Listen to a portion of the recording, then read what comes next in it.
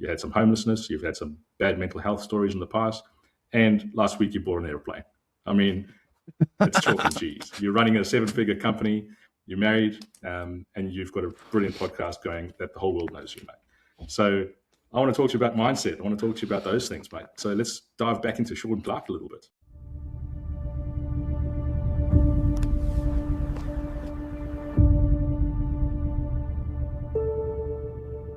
So hopefully you can see that. That's what my absolutely must get done list looks like. So there's 1, 2, and 3. And then usually I'd write between 4 and 5, do this, no exceptions. Here it says habits. So I just wrote 50 push-ups. Say I know that I'm going to the gym tomorrow. So I'll say 50 push-ups, morning routine. Then it'll be gym, sauna, swim, qigong, cold shower at the beach, come home, cold shower, cup of tea with the wife. Night routine, stretching, journaling. So I'd write all those things down the night before. And then I'll just hit 1, 2, and 3 as quick as I possibly can. Then I'll get into my day, my busy work, etc. If I've got time, I'll come back in 4 and 5. But these habits, like 50 push-ups, first thing in the morning, done, ticked it off. So it's like these quick little wins, these little bits of dopamine going in there. But if I hit 1, 2, and 3, and then I hit all my habits, then I'm starting to move towards a 10 out of 10 day. G'day, everybody, and welcome back to another episode of Reclaim Media. Today, I'm joined by a good friend and mastermind guru, Sean Clarke. Sean, welcome to the show today. Jacques, thank you very much. It's such a pleasure to be here. G'day, legends. I really appreciate that you're coming on, mate. I know that you've got a lot going on. Lately, you've been flying a plane every minute of the day and getting your license and other aspects of it. So I'm sure taking a break to talk to someone like me, you have to list your priorities. So thank you for coming on show, mate. As soon as I came home, I'm like, Jacques' podcast, let's go. It was at the top of my list we were talking about. I said maybe Friday, and it was a high priority. It's a pleasure. I've been watching you on your journey this week with your plane, getting your landing license and the rest of it. And I can just see the smile on your face, mate, every day, doing what you love. That RV grin. And it's great, mate. It's contagious, and I love it. It's brilliant. So, yeah, mate, I know that you're a Bitcoiner, and that's been your modus operandi for the last few years. That's what you're known for in Australia. And we'll get into that a little bit today, but I just wanted to have a chat to you a little bit more about your past in terms of mindsets and how you got yourself out of, where you have been in the past to where you are today. Are you happy for me to go down that hole a little bit with you? Let's send it, brother. Let's go. Open book. Send it. Brilliant. Like I say, Reclaim Media is a Bitcoin show as well to a certain degree, but I want to sort of help people who are struggling with mental health and with just where they are in life, like I have been. I'm just trying to get out of the rut of whether it's, just doing your normal job and just stuck in a rut and you can't find your way out of it, or whether you've come from a bad background or whatever the case may be, and you've managed to find your feet and you've found some success. And you're a brilliant example of that. You have told us previously that you had some homelessness, you've had some bad mental health stories in the past, and last week you bought an airplane. I mean, it's chalk and cheese. You're running a 7-figure company, you're married, and you've got a brilliant podcast going that the whole world knows you, mate. So I want to talk to you about mindset. I want to talk to you about those things, mate. So let's dive back into Sean Clarke a little bit. Yeah, what an intro, and it certainly is. There's a lot of privilege, a lot of pressure with the aeroplane, but it's certainly a privilege in anything. And like the aeroplane's a cool thing. Like materialistically, it looks sexy, it's fast, it's capable, it's aerobatic, it can fly through the clouds, it can take the wife, dogs, it can allow me to get to in-person guests and all that. But put the materials thing aside, the actual aeroplane. When I bought it and I got this email back from CASA, the Civil Aviation Safety Authority, and they're like, just letting you know, Bravo Yankee Oscar, or I call it Bitcoin Yankee Oscar, which is the registration on it, has been registered in your name. Please reply if this is a mistake. And I was just like, whoa. Well, like it happened, a 20-year dream or a 20-plus year dream, something that I've been thinking about every single day through the pain, the trauma, the abuse, those dark nights of the soul. It was just that one guiding light that got me through. And it was so cool to look at myself in the mirror that night and talk to that young man, Sean Clarke, inside of me and said, mate, Like, we did it. We got there. And he was just so proud that I kept that promise. It was probably took a lot longer than expected, but also happened quicker than expected. And like now it has. And you're like, okay, well, this is the importance of having clear goals, writing it down, brainwashing yourself, following the absolutely must get done, and just Kaizen 1% better each and every day. Just not relenting, not giving up. And when shit gets hard, just head down, bum up, and punching hard in the face and continuing to keep going down.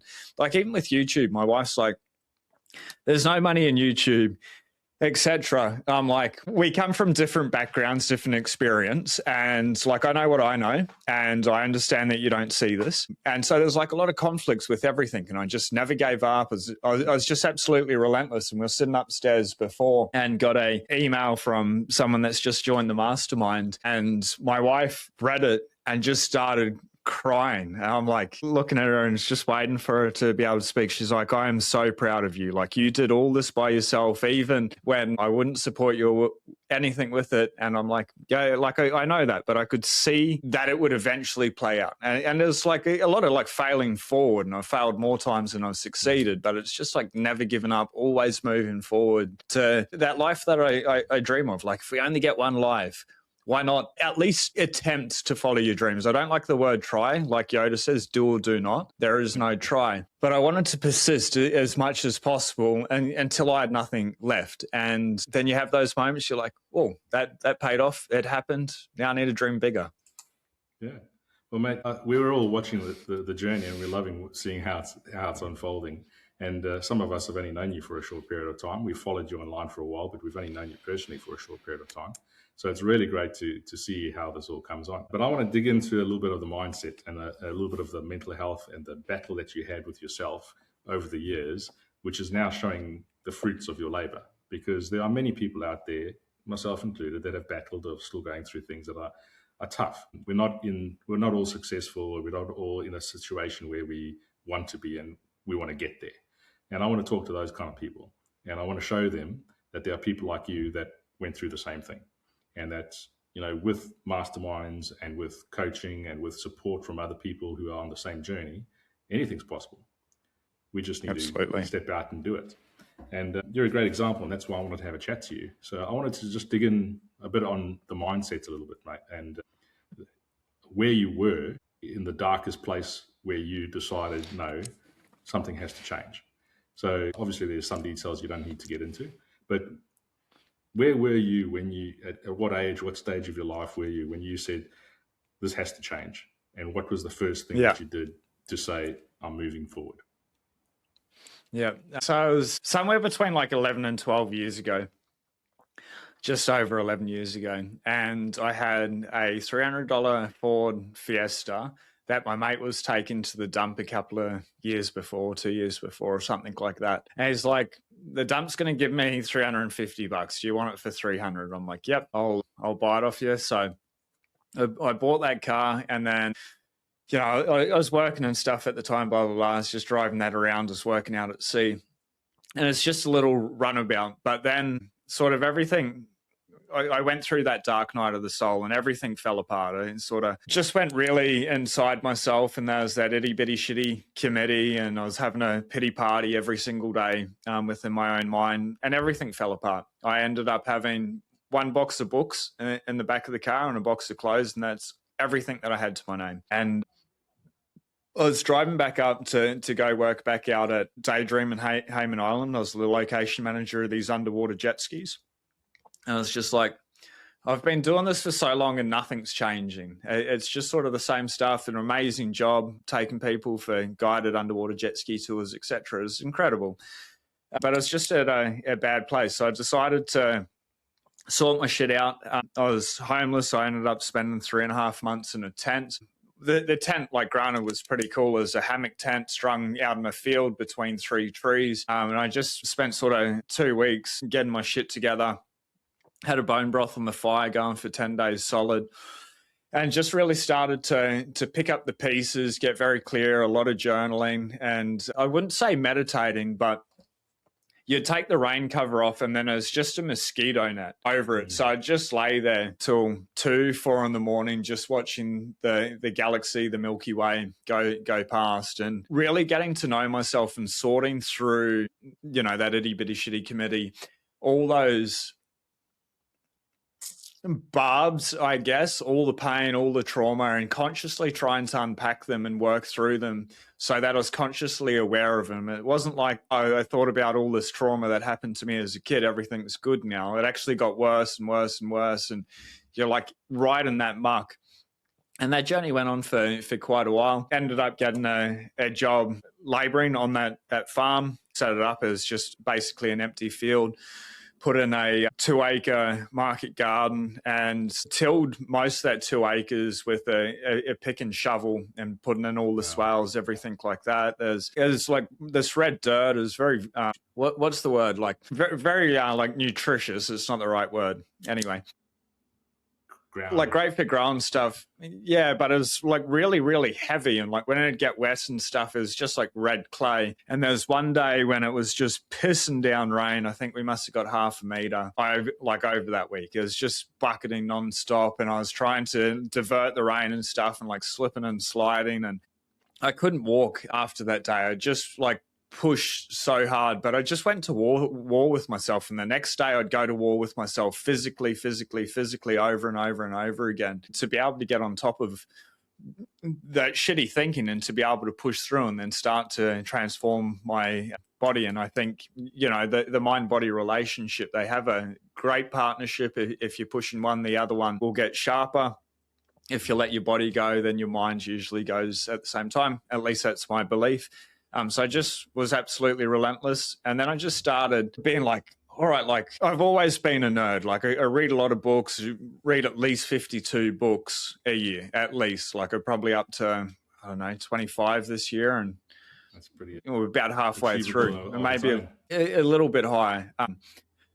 Then that, I don't know, maybe 30, 35. And some of them are short books at the moment. They've all been about flying tail draggers, because that's what I'm concentrating on. Like Mark Moss says, and this is what I learned from Mark Moss when I saw him at Cheat Code in Sydney. It's just in time learning. Like find a book, read it for what you're doing right there, and then move on to the next one. And I do try read them cover to cover. It's very, very rare that I'll start a book, finish, and then just like leave it halfway through. You sort of know by chapter 1 or 2 if it's not worth pursuing. So I started like really like getting into the books, and then I was watching a lot of YouTube, and Gary Vee's like, what's standing between you and your dreams? It's not what you know, it's not who you know, but it's who knows you. And the best way to have people know you is to start a personal brand. Then he goes on, like the best personal brand is long form content. And like I was not articulate. I couldn't speak. I couldn't have a conversation. And it was very hard to be able to communicate. I was so shy. I was so introverted. I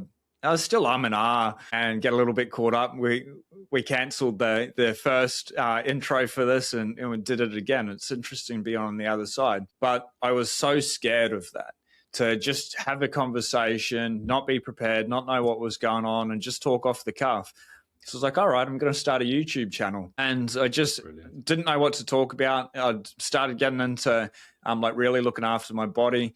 So I was doing calisthenics at the time, and I just used, like I'd film myself doing calisthenics just to be able to talk around something, concentrate on something. And then I got to a point where I was doing that a little bit, and I started getting more and more comfortable. And I asked a mate who, incredible man, I lived with him for about 3.5 months, and he had sold his internet business at a very young age for tens of millions of dollars. So he was like the richest person that I knew really, really, really well. And he wasn't that much older than me. And I called him up one day and said, mate, I've got $400 sitting here. What stock do I invest it in? And he's like, I don't tell my friends, because if it goes wrong, they're not going to be friends. And one good thing from my stepdad, probably the only credit that I'll ever give him, is I learned at a young age that fiat money is candy wrappers, is what he'd call it at that stage. So that's what I think about it. It's candy wrappers or it's toilet paper. I'm like, mate, either you tell me or I just flush this $400 down the toilet. And I was dead set on it. He's like, well, I'm not into stocks, I'm into crypto. And he's like, if it goes wrong, that's not me. I'm like, man, it's fucking $400. So I put it into crypto. That project did a 10x within about 2 weeks. But straight away, as he told me about crypto, I was like, Googled, what is crypto? And then Google spits out the first ever crypto was Bitcoin. I'm like, how much one Bitcoin? And it was $30,000 at the time, 2019 by this stage. And I was like, fucking hell. I remember when I was working on the cruise boat saying I was going to buy Bitcoin at $94. And I didn't. And then the week after, I said I was going to buy it again and just went out partying, horsing around. And it was $96. I didn't do it. 2017 came back. Bitcoin, I think, was around $300. Give mate cash to buy Bitcoin to be able to buy other stuff. And that was like the closest I got. So by the time I started paying attention to at that stage, crypto and Bitcoin was 300x more expensive. And I was like, why? Why is it that much? Like, what is it? Like, I remember when it was $94. I remember when it was 96. I remember when it's 300. And so I started just reading. There's a lot of Andrei Antonopoulos at that stage with the books coming out. The Bitcoin Standard came out in 2020, which was a good book, listening to a lot of Anthony Pompilano, James from Avest Answers, fucking BitBoy at that stage. You know, I was still into the shit coins and things like that. But within that 2-week period, I realized that Bitcoin was the money. I thought of it as digital gold, and that clicked straight away. I'm like, get that? I didn't understand what all the crypto and stuff was, and I thought, you know, that meme, and I hate to say it, I was in it for the tech. I thought it was like this new technology, amazing blockchains are going to make everything cheaper, faster, more transparent, etc. So I got caught up in like a lot of that bullshit. But I was just talking about my journey and going on there. And then I got hardcore scams, like personally by the founder of this project. And in that moment, I just like woke up. I'm like, all of this is fucking fugazi. This is all just made up. This is all just bullshit. So I sold absolutely everything. Just all the fucking scam. And when I say all the scam, I don't mean 100%. I mean 99.99999% of it. And I did well in crypto. That actually work.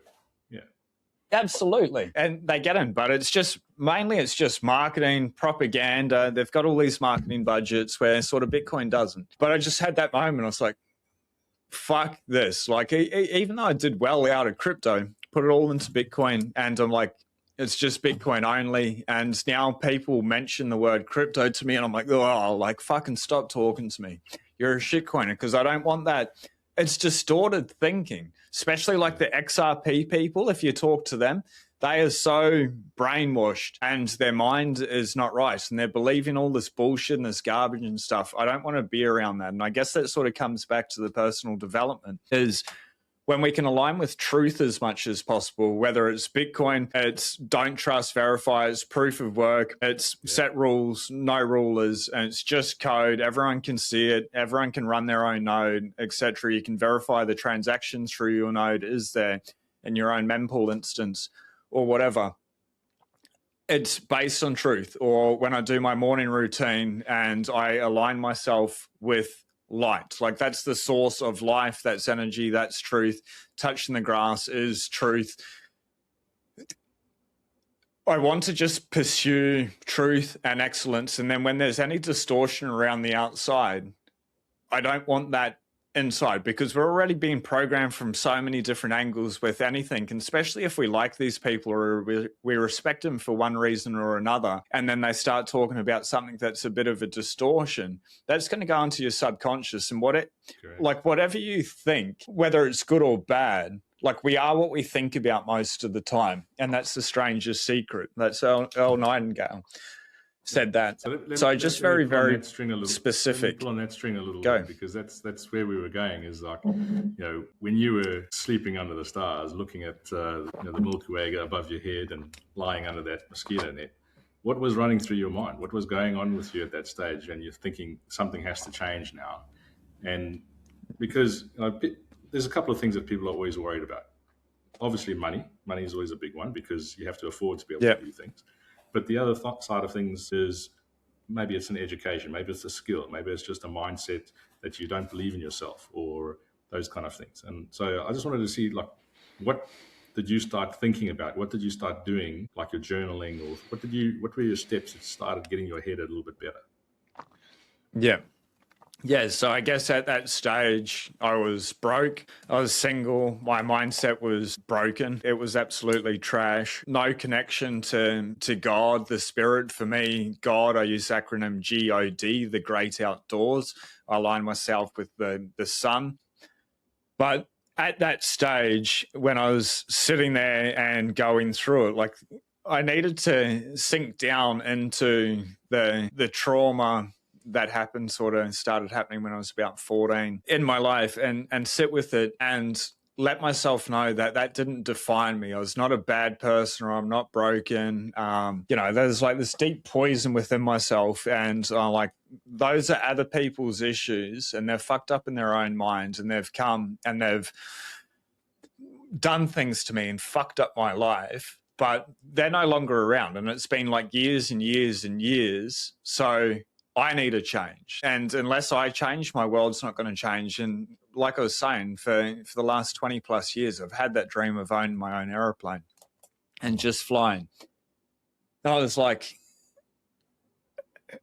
if I don't do anything, I'm just going to stay here and I'll probably end up in jail and an institution or dead. Like, they were my three options. So what I did is start working on my body on the farm, doing that, just going to war with myself, listening to a lot of like morning motivations, mindsets, Tony Robbins, Jim Rohn I've been listening to, I don't know, ever since I was 17 or something, Uncle Jim. Nightingale, Tony Robbins, and then really like started going deep into the books. And sort of just off the top of my head, I think Extreme Ownership came out a lot later, but Jocko Willink, that's a great book. Turn the Ship Around, like How to Win Friends and Influence People, Think and Grow Rich. Just all books on mindset and everything like that, neuro-linguistic programming. I studied this energy modality called access consciousness, and the bars, there's these 32 points in your head, and if somebody like holds them for like a long time and stuff, it releases and it changes, it allows your energy, your chi, to be able to flow properly through your body. It's pretty incredible. But alongside the hands-on modality, there's lots of literature and wording that came through, and there's saying something good happened or something bad happens, like, how's it getting better and what else is possible? So then I just brainwash myself and say that over and over and over and over and over again, like 300 times a day, maybe more. How's it getting better? What else is possible? And just starting to program myself to live in possibility. Something bad happened. Okay. How's it getting better and what else is possible? This little bit better. Okay. Like, how's it getting better and what else is possible? And it like started to expand my awareness, my consciousness. Or if I had that itty bitty shitty committee, like, Sean, you're absolutely worthless. Oh, that's an interesting point of view. Send it back to, like, return to sender, and like just get it out. And I just say these things over and over and over again. And it's just about just endless brainwashing, but mainly books and, just jumping on YouTube, the morning motivation. Even now, I still do it. Like in that shitty Ford Festiva, I'd 8 Jim Rohn tapes, and I just listened to them over and over and over again. And the day when I was going up to the airport to pick up the aeroplane, like we had to fly to Brisbane and then got driven to Toowoomba.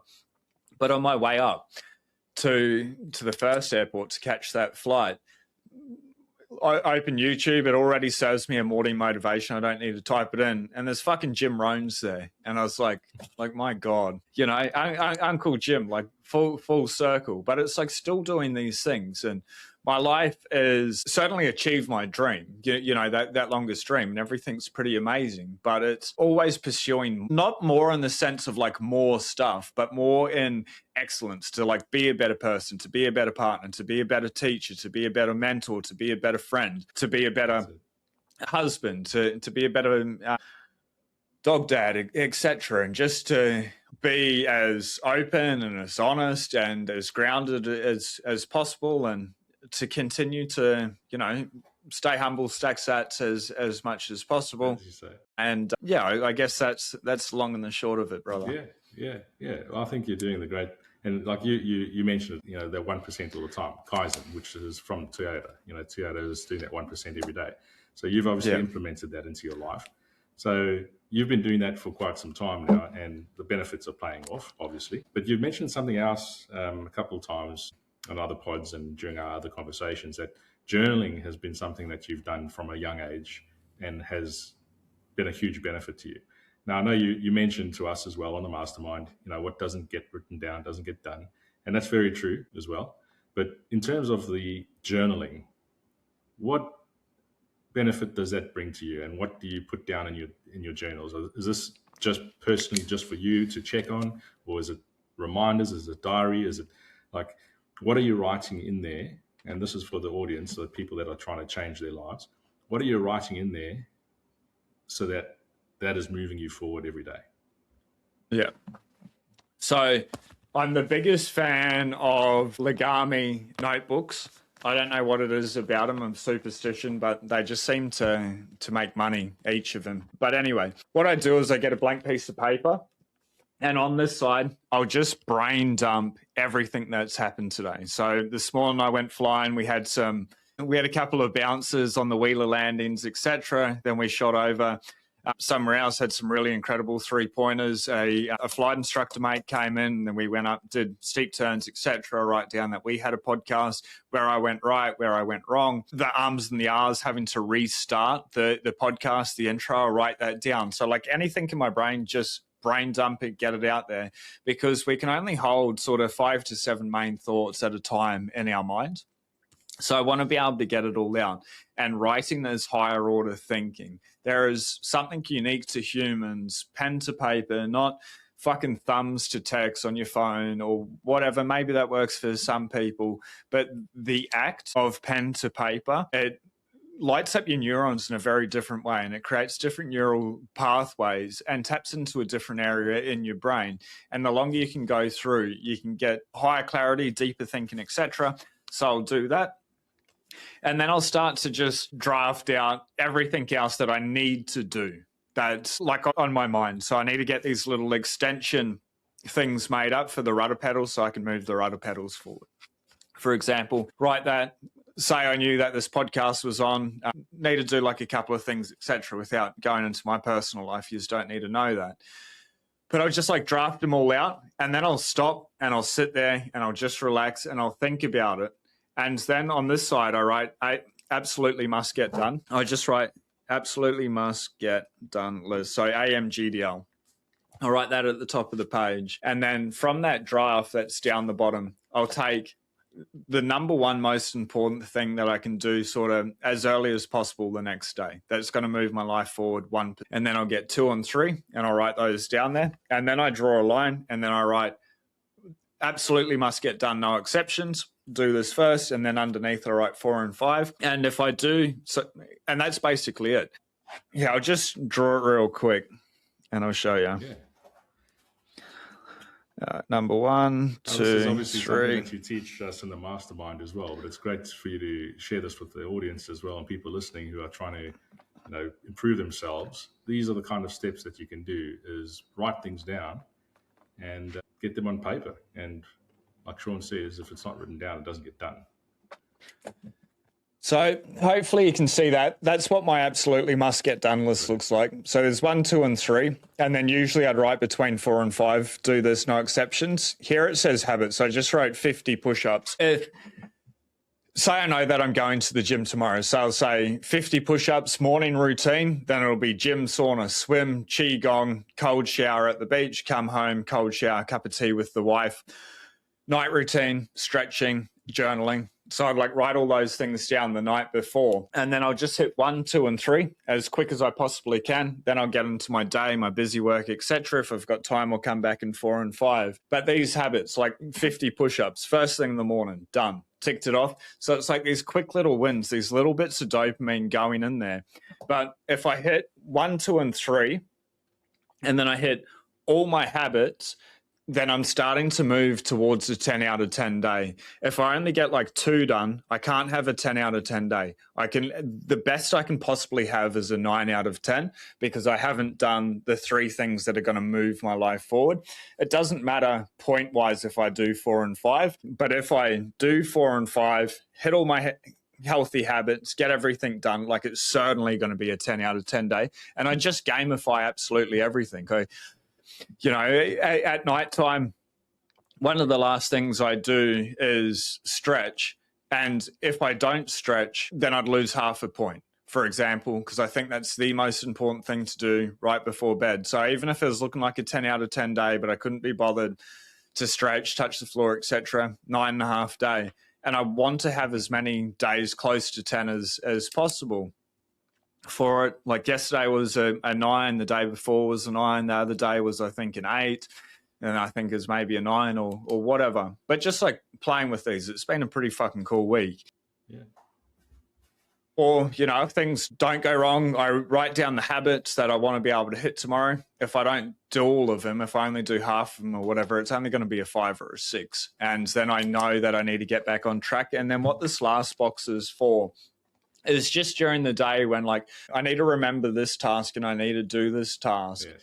Just write it down, because whatever gets written gets done. And then you can just flip through your absolutely must get done list, say on the end of the week or whatever, see everything you've done that you haven't done, and then you go through. And then on a Sunday night, I'll spend a lot longer going through all this, my absolutely must get done list. These are like the main tasks left over from last week. Why didn't I do them? Number one. And if they're there for certainly 2 weeks in a row, they either have to be done on the Monday or they need to be deleted, because they're obviously not that important. And just making sure that I'm keeping track of everything. Otherwise, we can say, oh, I want to do this, I want to do that, or whatever. But unless it's written down, it's probably not going to get done. I don't know, maybe people have more willpower than I do, but I don't want to leave it to chance or willpower or anything. I just want to wake up, walk in here, oh, this is what I need to do, and then just smash it out, do it, done. Next thing, smash it out, do it, done. Next thing, smash it out, do it, done. Then into life, then into busy stuff. It takes away the thinking, and it takes away the planning and all that energy that you have to put into planning and thinking all the time. You know, okay, well, this is what I have already planned and done, so let's just get on with it.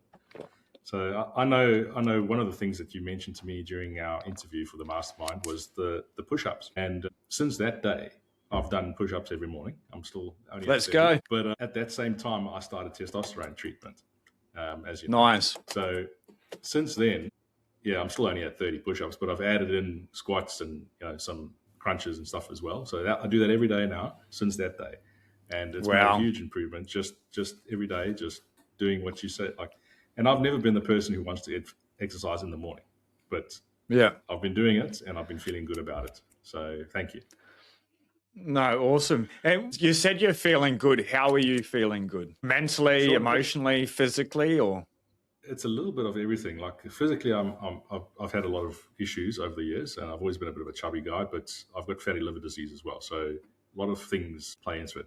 But the testosterone treatment has definitely helped the mind.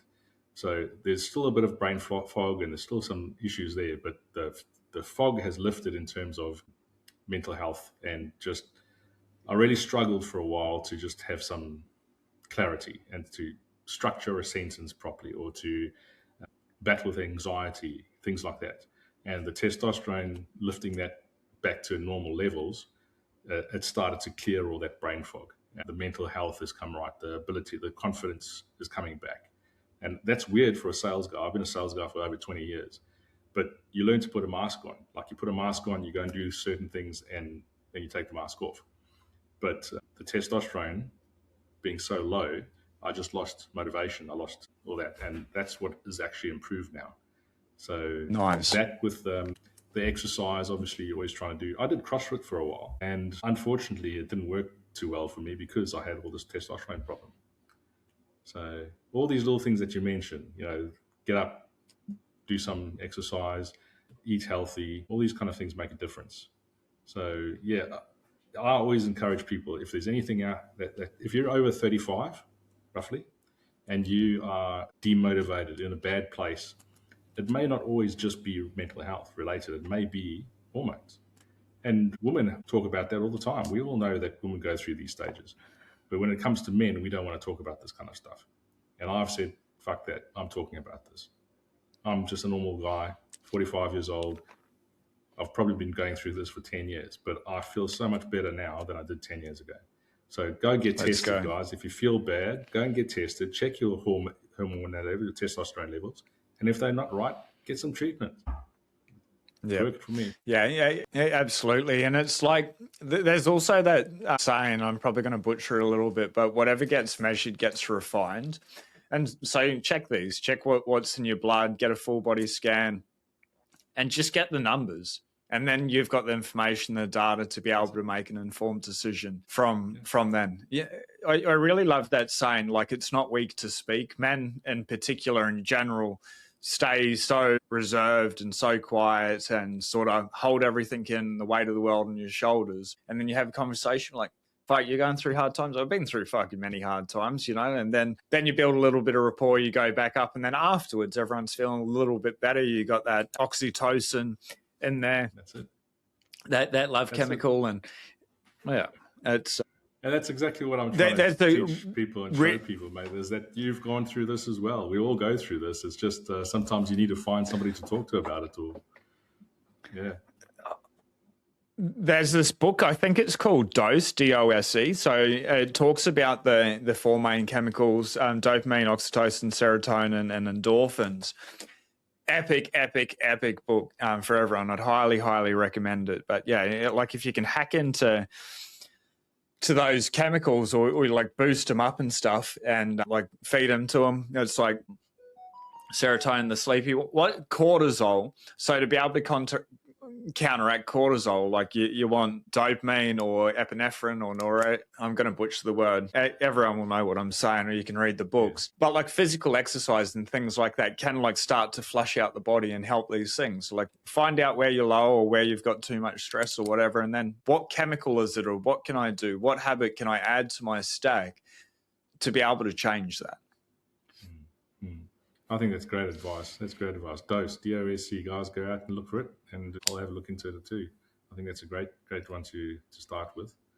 I know I very early age, I read that book, How to Win Friends and Influence People, Dale Carnegie.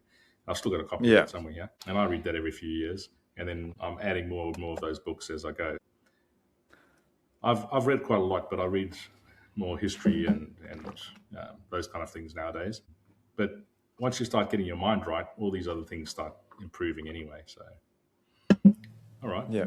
And just one more thing on that real quick is I said it earlier, like brainwashing yourself. The word Bitcoin, for example, I've looked at every day since, I don't know, 2019, the end of 2019, whether it's on my hat, G'day Bitcoin, or the Bitcoin logo, or whatever, it's hanging in the hallway. First conscious word that I see, or a Bitcoin book on the coffee table, just to be able to program myself. Same with on my phone, having a photo of a Vans RV6 for the last 2.5 years, computer screen, everything like that. Like whatever we focus on all of the time, we're going, like it's going to come to us, and allows us to be able to believe in it and see it, because whatever the mind can believe, we can achieve. So just maybe as a takeaway for everyone, like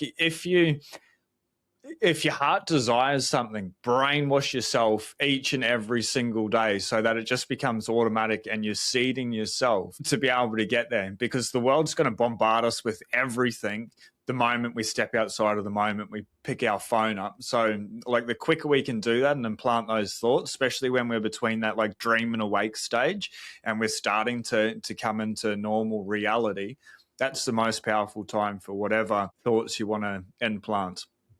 Amen. That's good, mate. That's good news. I think that's great advice for anybody out there listening, mate. So thank you for that. What I wanted to touch on a little bit, mate, before we end our last session, and just is obviously some of the Bitcoin stuff, because like I said, my program, I'm trying to teach people self-sovereignty comes in different formats. Some of it is going to be monetary, which is what we're going to talk about now, Bitcoin. Some of it is health, mental health, physical health, emotional health, all that kind of stuff, which we've sort of touched on today already. But part of that health is financial health, because when your finances are improving, or at least you are moving towards improving it, your life improves as well, because you have a plan, you have a purpose, you have a goal set in stone. We all know fiat is a candy wrapper. So what is the main thing that you want to tell people today about Bitcoin specifically, and how to get started if you are new to this journey? Give me 2 secs. read the books or eat the bugs. Start with, There you go. that's what I want to say. It's just the book, the big print. If you don't understand Bitcoin, if you don't get it, if you think it's magic internet money or whatever, or it's not for you, please just read this book first before you carry on like an idiot, really, because it's just simply lack of knowledge. And I know that's not nice to say, and they've probably already tuned out. But this book, if you read it front to back cover, and like Jeff Wilson Asset Management, Australia's largest asset manager, older gentleman, he's fighting back against Albo with the taxes, the capital gains tax. Him and I were getting that information out there, etc., doing amazing stuff. I got him to read this book, and he's like, Sean, it's amazing where I am in my life and my career. Bitcoin's just not for me. I'm like, fair enough, man. At least you read the book and you're informed to be able to say no. Now, when you talk about Senator Jerry Rennick, where he's like, you can't eat a Bitcoin, I've been in conversation with him for so long, urging him to read the books. You can understand that he hasn't read the books and he looks like a freaking idiot saying these things because he is just uninformed and he's missing something very vital. So what I'd say is Bitcoin's not going away. It's the most powerful technology revolution, greatest form of money that's ever existed, the best performing asset of all time, over time. But you need to understand it, and it's super new. And I wouldn't even say it's hard. It's just different. Nothing's ever existed like Bitcoin before. So just take the time, read the books. Another amazing book is The Bitcoin Standard by Saifadean Ammous. I think for the average person, this one's just a little bit easier to be able to get all the concepts before moving on to the Bitcoin Standard, simply because Saifadean Ammous is like genius level. He's talking, at such a high level, it can be a bit overwhelming. I think Lawrence Lepard's done a real good job there. And then after that, what I'd say is go out and just buy a little bit. It doesn't need to be much. AmRap, if you deposit $100, they'll give you $21 free. It's 21% ROI straight away. And then send it to self-custody. Like, do that and then send it to a friend. Send it back. Write down your 12, your 24 words, and then delete your wallet. Like, it's $120. Who cares if you lose it? But like, try and learn all the things to do it properly. But then you put those words back into a new app and it's there. And then you realize you could be on the other side of the world and keep these 12 or 24 words in your head. Go over there, put them into a burner phone, and you've got your Bitcoin. Like, it exists absolutely everywhere. And then just start using it. Lightning, Liquid, Bitcoin main chain, playing around with different fees, wallets, etc., and getting used to this technology. Because people, like, what happens if the internet goes down? Bitcoiners have sent satellites up in space, or you can transact over ham radios and stuff like that. Like, Bitcoiners have thought of absolutely everything, and it's an amazing technology. So I just go down the, not just be like, I've got, $2, $3, $500,000 in my self-managed super fund, don't understand Bitcoin, but people keep saying about it, I'm just going to yeet it all in. And then Bitcoin drops a little bit and they're like, fuck, what have they done? They start panicking or whatever. I would just say, yes, get a little bit, but first off, learn about it, because it's amazing. And anyone that goes down the rabbit hole and puts in enough work, especially anyone getting over 100 hours of study, and once it clicks and it understands, I don't think there's really much or anything like an ex-Bitcoiner for someone that truly understands. There may be people that hold a lot of Bitcoin because they're super wealthy, and then they sell Bitcoin and the news will jump up about it or whatever, but they didn't understand what they're holding in that situation. Yes. Yeah. And then just enjoy the journey. It gets certainly addictive, but it's amazing. It's life-changing. I highly encourage everyone to. It's a family of people that have come to a different understanding. And just sick of the lies, the gaslighting, the bullshit, what's going on in Australia with everything. Like, fuck them all. No, like, I opt out. I'll pay my taxes. Opt out. I'll pay my taxes, but I'm not using your money anymore. Or you can pay me in your money. I'll pay my taxes, and then I'll store it somewhere else. Yeah. Well, that's the funny thing. I came to Bitcoin probably around 2018. I was just playing around with it, and I had no friends involved in it. I had nobody I was just playing on the CoinSpot. What is this stuff? And I put some money in different things, and I played around. Come 2020, I sold it all, and I said, this is all part of crypto. It's a scam, because I hadn't read the books. I hadn't done any of that research. And I just said, bugger it, I'm putting it all into gold. Because many years ago, I read the book, The Creature from Jekyll Island. And being a bit of a conspiracy theorist, I understood all of that. I understand the monetary, where money comes from and what it is and how they manipulate it. But I didn't understand Bitcoin until about a year ago when I re-looked into it and orange pulled myself in about 4 weeks. That's it. I didn't.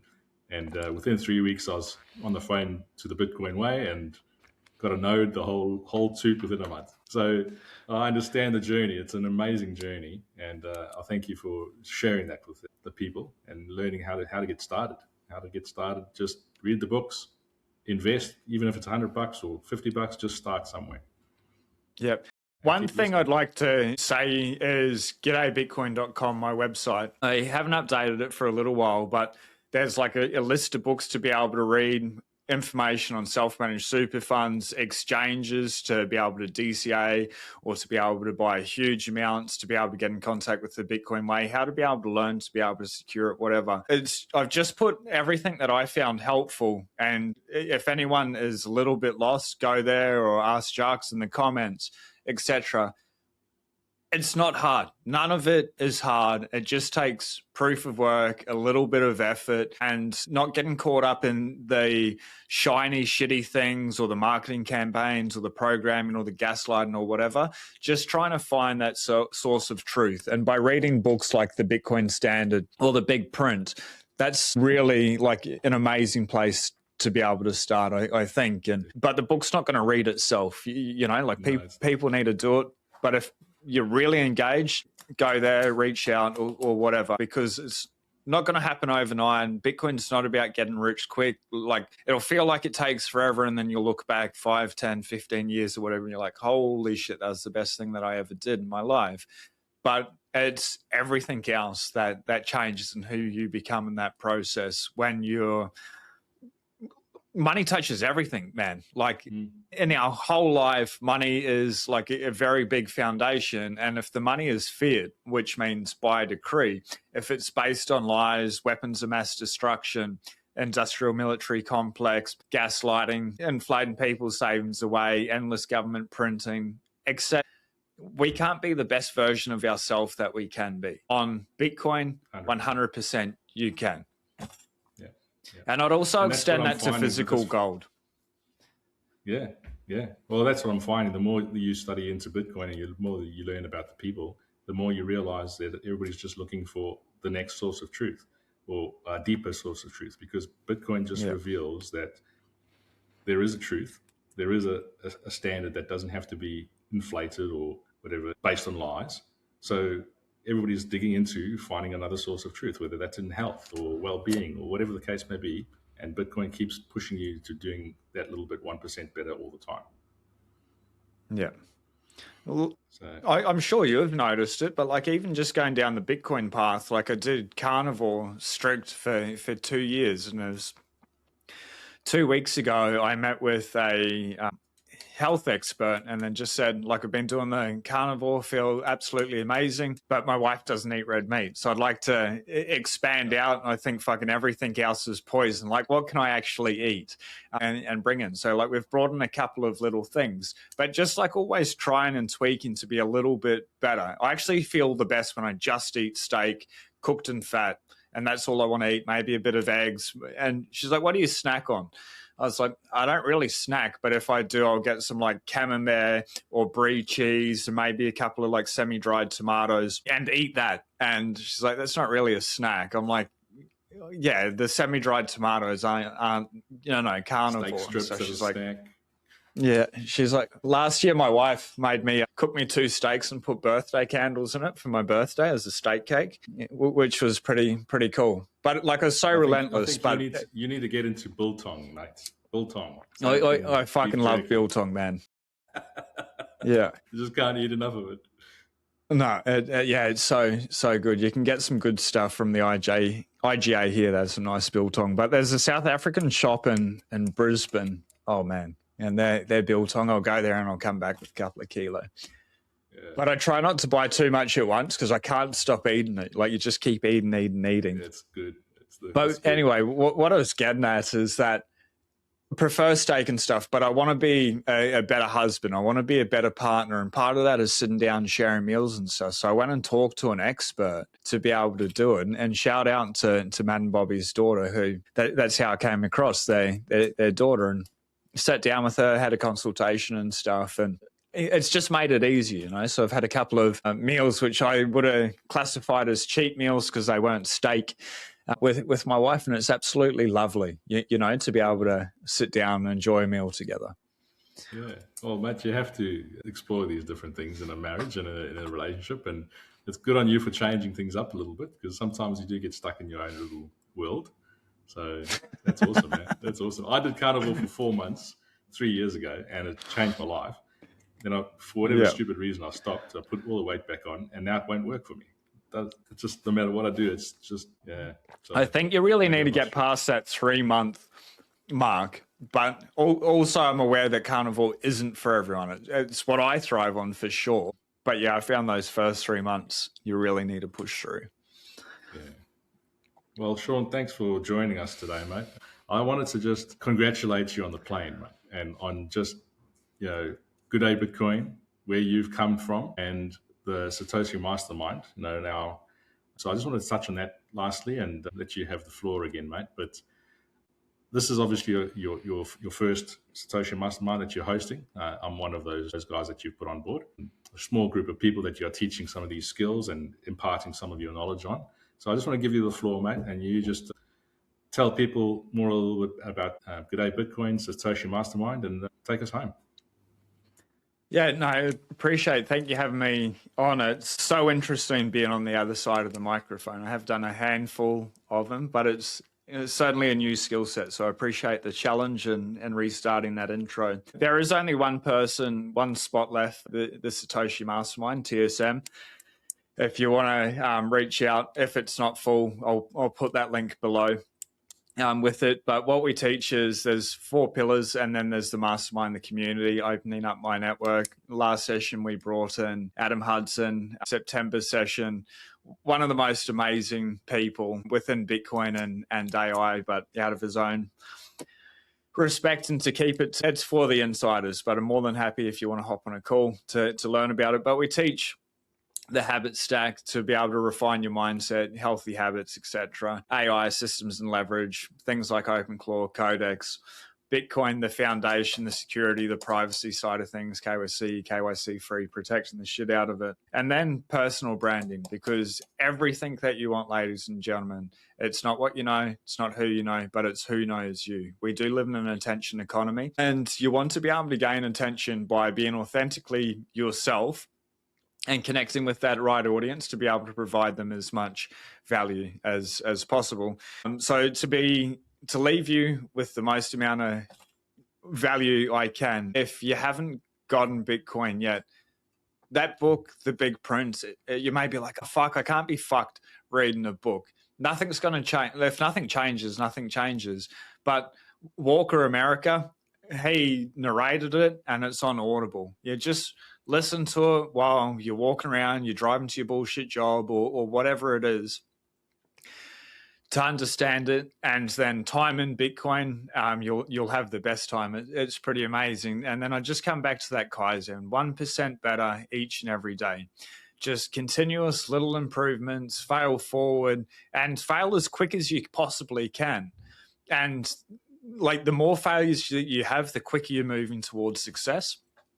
And then just enjoy the journey. Nothing's as bad as it ever seems, and nothing's really ever as great as it's going to seem. Just try to stay level, and then just keep. It's almost like Groundhog Day. My wife's and other people like, Sean, like, you're so disciplined, you're so regimented. Does it need to be like that? I'm like, it gives me so much flexibility and abundance. Like, yes, it needs to be like that. And then, like, fucking every day looks the same. Your calendar is blocked out. Like, every day the same thing. But instead of, say at the moment this week, instead of going to the gym, still doing exercise and stuff, but I would just go straight to the airfield, jump in the airplane, and my morning block, instead of doing other things like the 3 things on my absolutely must get done list, it's just getting better as a pilot, getting familiar with the airplane, etc. But that's in that same block, and then I'm home for lunchtime to be able to go into my afternoon block, and that looks the same. So like discipline allows you to live a life of abundance, and I'd really just start bringing systems, processes, and stuff in place, and enjoy the journey. It'll feel like it's taken ages, and then one day you'll look back and you'll be like, fuck, it happened, that's quick. And then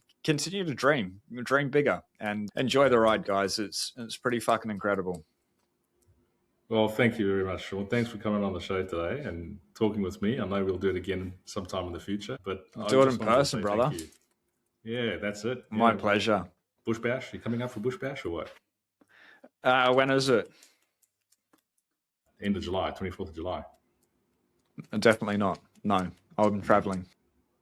Yeah. Another time.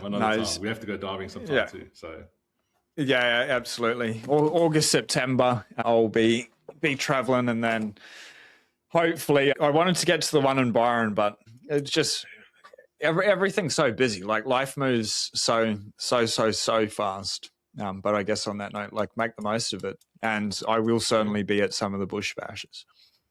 We'll catch up sometime soon. But thank you so much for coming on and talking to everybody. Everybody else, get out there, go and reclaim your lives. And all Sean's details will be down below. Reach out to him if you want that last spot in Satoshi Mastermind. Jump on it quick. And stay blessed. God bless you guys, and enjoy the rest of your time. See you soon. Cheers, legends.